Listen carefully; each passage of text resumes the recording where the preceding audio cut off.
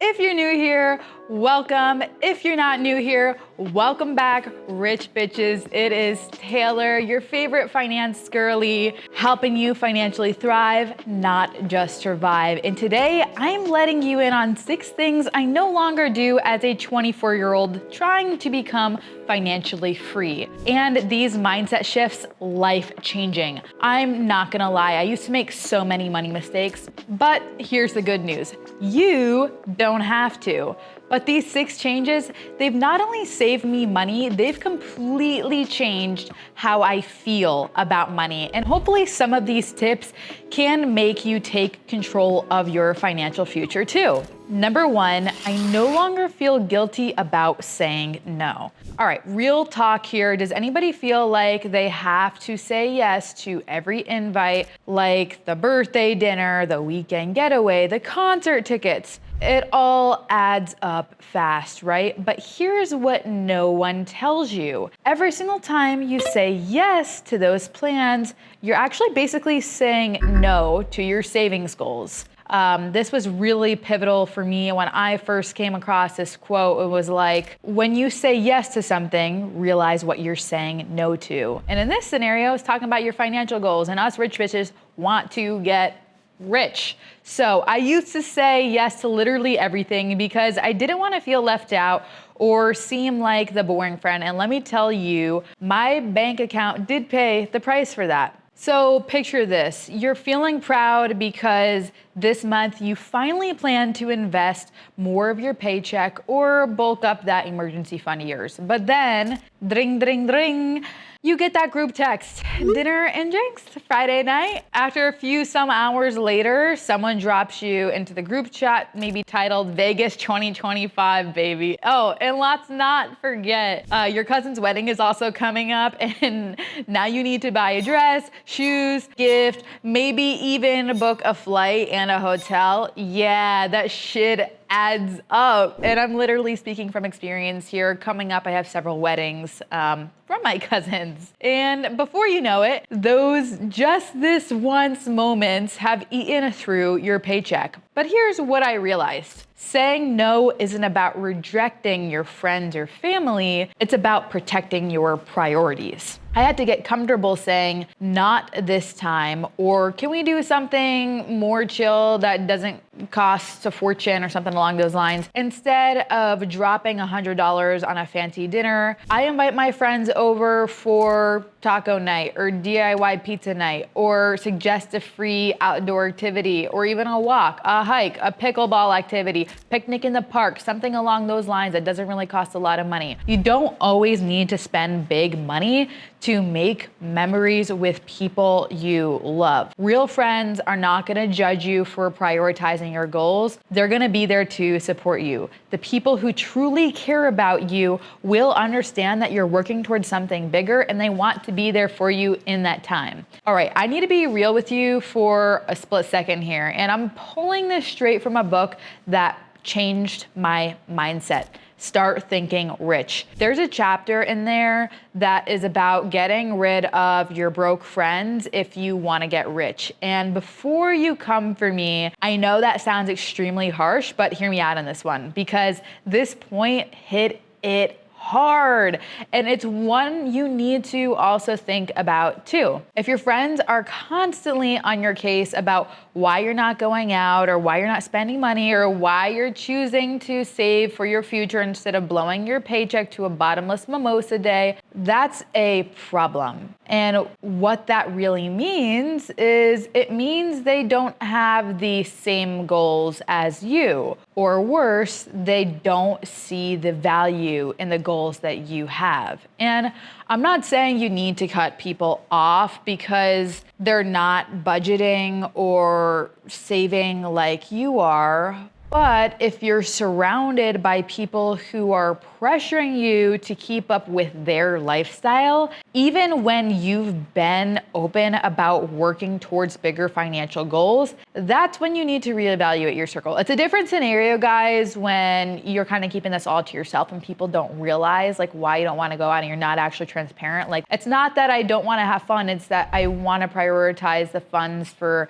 something that I'm working towards, and I hope you understand that. Like, I I've had people in my life where I know it's about the funds and it's an uncomfortable conversation, but the more transparent you are about it, the more likely that you can maintain that friendship. And again, those friends should be there in support of you when you are expressing your goals. And it's not just about the money either. It's about the values. If they can't respect your prioritizing your future, then do they really respect you? Hard, honest truths here, guys. You need people in your corner who are going to lift you up, not drag you down. We don't need that dead weight around here. Friends who celebrate your wins, even if those wins are as small as you sticking to your budget, being accountable, you having that discipline, you saying and setting out what you are going to do and you did it. Let me tell you, if they're really your friends, they're gonna wanna see you win, period. Rising tides usually lift all boats. If you're succeeding, you might be influencing other friends in your community. Vice versa, if you see your friend getting after it and they're succeeding, most likely that energy, that is gonna come right back at you. But if your goals are always the punchline of a joke or for some reason for them to roll their eyes at you, that's a sign that you actually really need to rethink who you're spending your time with. Like I said, I've been there. I've had people in my life who made me feel guilty for wanting to save money or to do really big things in my life and say like, oh, there's no way that you're gonna be able to get there during that time. Oh, just come on, it's a night out. Why are you being so cheap? Oh, like all these different types of things. And at first, I'd cave in because I didn't feel like being the odd one out. But eventually, I swiped my card. I was moving away towards the things that I actually cared about. And when I started surrounding myself with people who just got it, everything changed. I met friends who were working on their finances. I met friends who had really big goals for being really young. Yeah, you don't need to ditch your old friends entirely too, but you do need to make sure that the people closest to you are adding to your life, not subtracting to it. They say that your circle of the 5 people that you are closest with are the people that you are going to eventually become. So if you take a look at that and you're like, yeah, this is actually not what I want to become, you got to do the uncomfortable and start being okay with being uncomfortable and grow out of your community. And if you're serious about leveling up financially, you need a circle that's also serious about supporting you. Learning to say no has saved me hundreds, but even more importantly, it saved me so much stress and guilt. Enough about this rant here. Let's move on to number 2. I don't carry a balance on my credit card. Let's talk about credit card debt because if you're carrying a balance, this is your wake-up call. Here is the dealio. So credit card debt isn't just a minor inconvenience, it's one of the biggest drains on your financial progress. And the worst part is, it can be sneaky. You think that you might be making progress because you're paying the minimum balance every month, but in reality, most of your payment is going straight into the interest and not even towards that principal balance. Here's how it works. Let's say you charge $1,000 to your credit card with a typical 20% interest rate. If you're only making the minimum payment, let's say $25 a month, it'll take you more than 4 years to pay it off. 4 years to pay it off. By that time you're done, you'll have paid $450 in interest alone.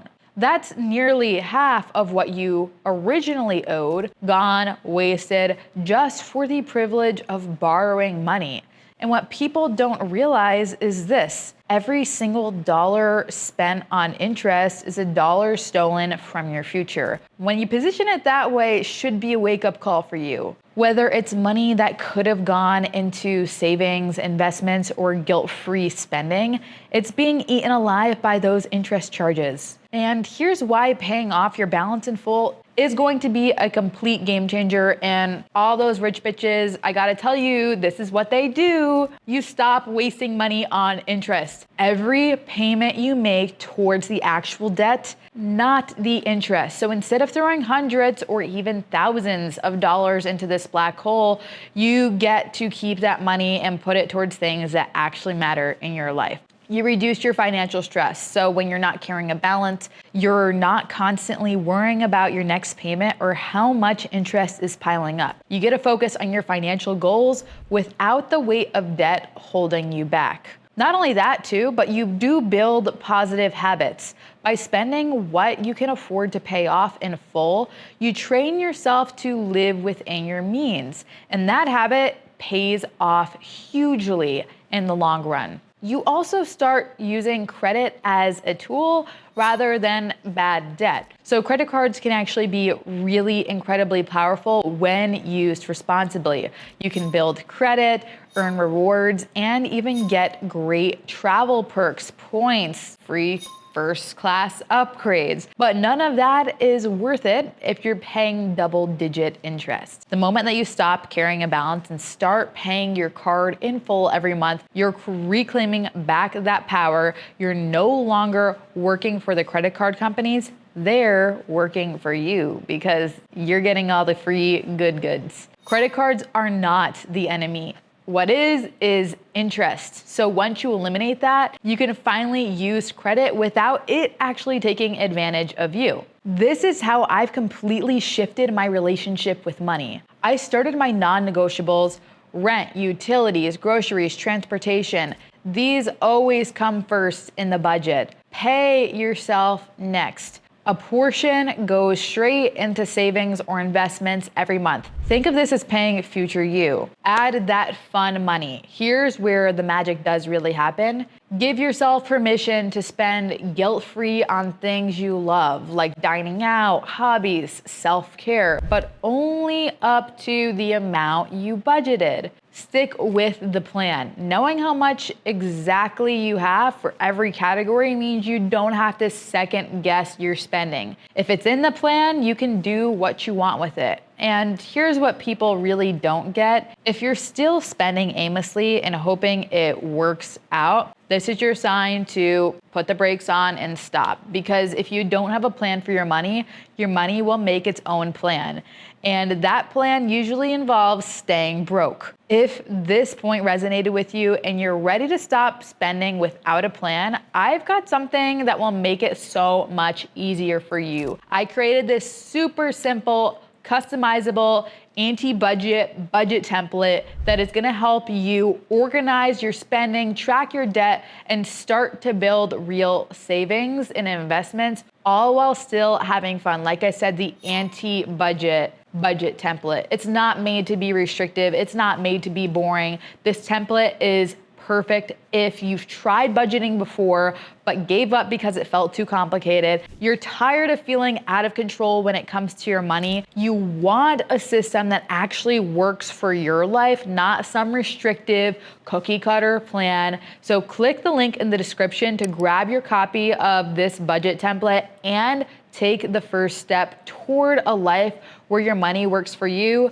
not the other way around. Again, you're turning your money into your best employee. Yeah, think you never started a business? Yeah, start employing your money and then get that thing rolling for you and doing the hardest work that you don't have to do because it does it. And trust me, once you see where your money is actually gonna go and how much power you actually have in this whole arena, you're never gonna go back to spending without a plan again. And I'm confident on that. Number 4, I no longer neglect my health and well-being. Tell me if I'm wrong here, but how many of us have skipped a doctor's visit, ignored sleep, didn't get that full 7-8 hours, or meal prepped instant ramen just to save money or stay productive? Hands raised, especially during college.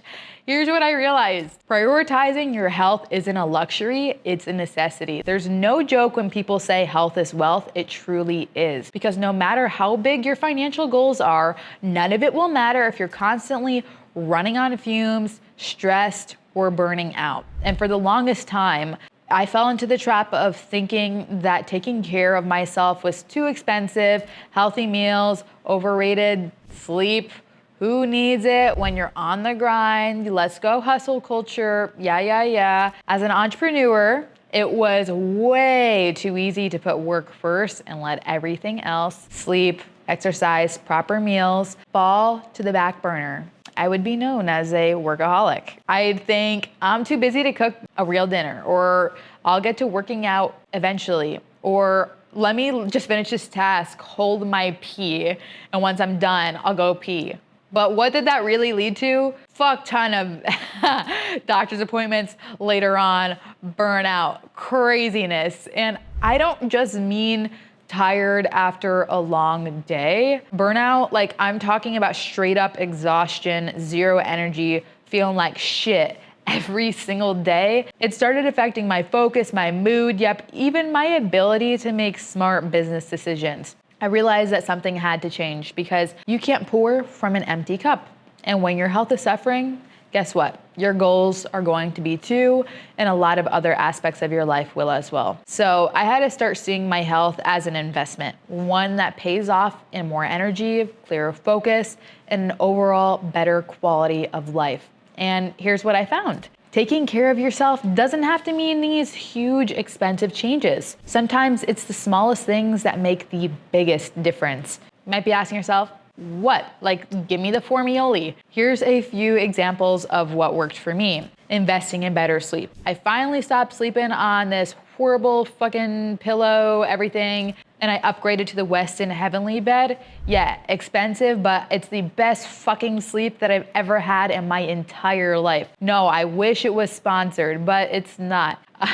Was it a little bit more expensive upfront? Abso-freaking-lutely. But waking up without back pain, yeah, because I have a spinal fusion, 2 rods fused to my spine. It's called Iron Man or the Terminator way back when. That's me. Yeah. Waking up without back pain though and actually feeling rested, God, so worth it. Taking movement breaks, all right? This is another one that's super underrated. I started giving myself permission to step away from my work for 15 to 30 minutes a day just to go out on a walk, breathe. Not only did it clear my head, but it gave me a mental reset and boosted my mood. Plus, this one's free, guys. Prioritizing healthy food choices. Instead of grabbing the cheapest, quickest grocery option or even just takeout, I started reaching for healthier foods, fresh produce, whole grains, lots of protein, like lots of protein. Sure, it cost more upfront, but it saved me so much more in the long run. And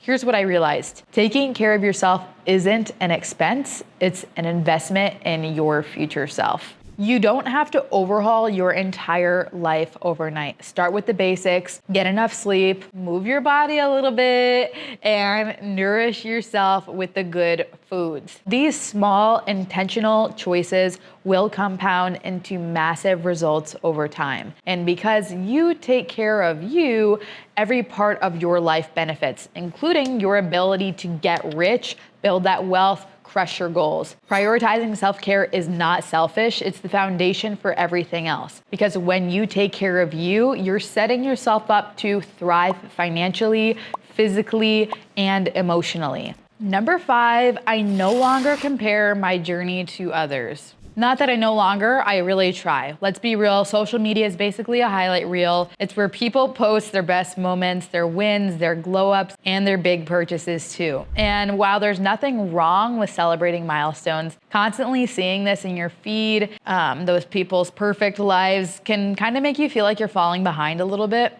I used to scroll and think, why do these people have it figured out except me? Like we're the same age, what the hell? And you might feel the same way about me, to be honest.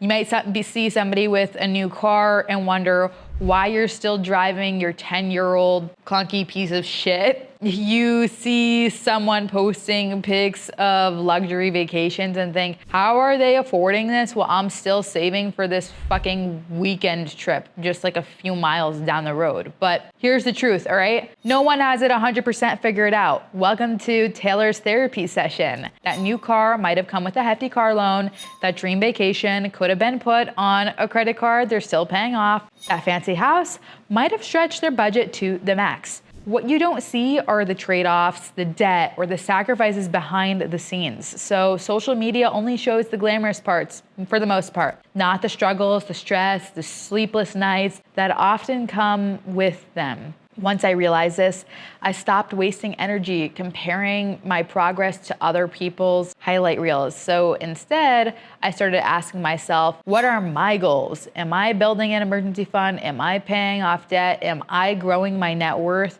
These might be questions for you. If the answer to those is yes, then why would I let someone else's timeline make me feel like I'm doing something wrong? Here's the thing that you have to realize. What you might be seeing is somebody else's middle when you're just getting your start. So there's this famous quote, comparison is the thief of joy, and constantly comparing yourself to others can wreck your finances. It's easy to feel pressured to keep up with somebody else's lifestyle, even when it doesn't align with your values or your budget. But every dollar you spend trying to match somebody else's highlight reel is a dollar you're stealing from your future self. And instead of worrying about what everyone else is doing, I focus on staying in my own lane. Because the truth is, your financial journey is yours. Your goals, your timeline, your priorities, it's all unique to you, because at the end of the day, no one else is living your life or paying your bills. The only person